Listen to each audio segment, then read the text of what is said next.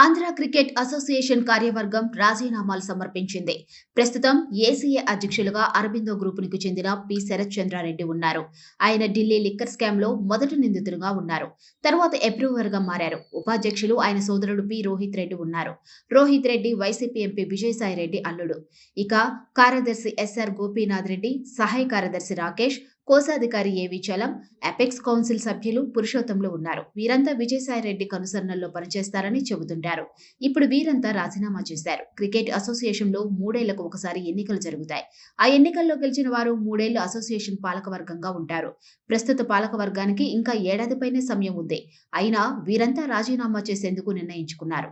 కొత్త కార్యవర్గం ఎంపిక ప్రక్రియను ప్రారంభించారు. ఇక ఆంధ్ర క్రికెట్ అసోసియేషన్ కు ప్రభుత్వానికి సంబంధం లేదు. బీసీసీఏ నియంత్రణలో ఉంటుంది. ప్రభుత్వం వైపు నుంచి ₹1 నిధులు, ప్రభుత్వ కార్యక్రమాలేవి ఏసీఏ చేపట్టదు. ఏసీఏ కిందట రాష్ట్ర వ్యాప్తంగా 13 జిల్లాల అసోసియేషన్లు, 31 పట్టణాల్లో క్రికెట్ క్లబ్స్లు ఉన్నాయి. వీరిలో అసోసియేషన్ అధ్యక్ష కార్యదర్శులు, క్లబ్ అధ్యక్ష కార్యదర్శులు, మరికొందరు సభ్యులకు ఓటు హక్కు ఉంటుంది.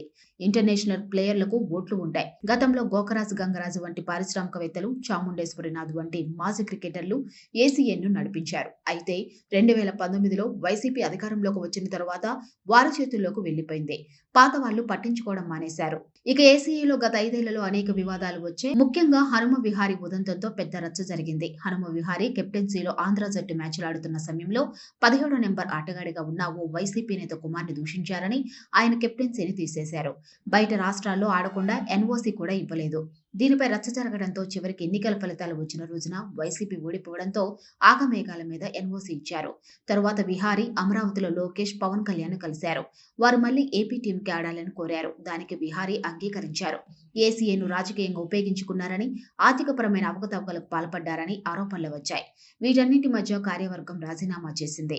విజయవాడ ఎంపీ కేశినేని చిన్ని ప్రస్తుతం ఆంధ్ర క్రికెట్ అసోసియేషన్ వ్యవహారాల్లో పరోక్షంగా కీలకంగా వ్యవహరిస్తున్నట్లుగా చెబుతున్నారు. పలువురు ఆశావహులు ఎవరి స్థాయిలో వారు ఏసీఏ పీఠం దక్కించుకునేందుకు తీవ్ర ప్రయత్నాలు చేస్తున్నారు. ఇందులో భాగంగా విశాఖపట్నం జిల్లాకు చెందిన మాజీ మంత్రి, ప్రస్తుత ఎమ్మెల్యే అల్లుడితో పాటు తూర్పుగోదావరికి చెందిన ఓ నాయకుడు కూడా ఏసీఏ పీఠంపై కూర్చోవాలని బలంగా పావులు కదుపుతున్నారు. మాజీ మంత్రి జేసీ దివాకర్ రెడ్డి కుమారుడు జేసీ పవన్ రెడ్డిని వరించే అవకాశాలు కనిపిస్తున్నాయి. పవన్ రెడ్డి ధోనీకి అదే సమయంలో విరాట్ కోహ్లీతో పాటు ధోనీతోనూ మంచి సంబంధాలు ఉన్నాయి. ఇటీవల ఎన్నికల్లో జేసీ పవన్ రెడ్డి పోటీ చేయలేదు. అందుకే ఆయన ఏసీఏ పదవి కోసం గట్టి ప్రయత్నాలు చేస్తున్నారు.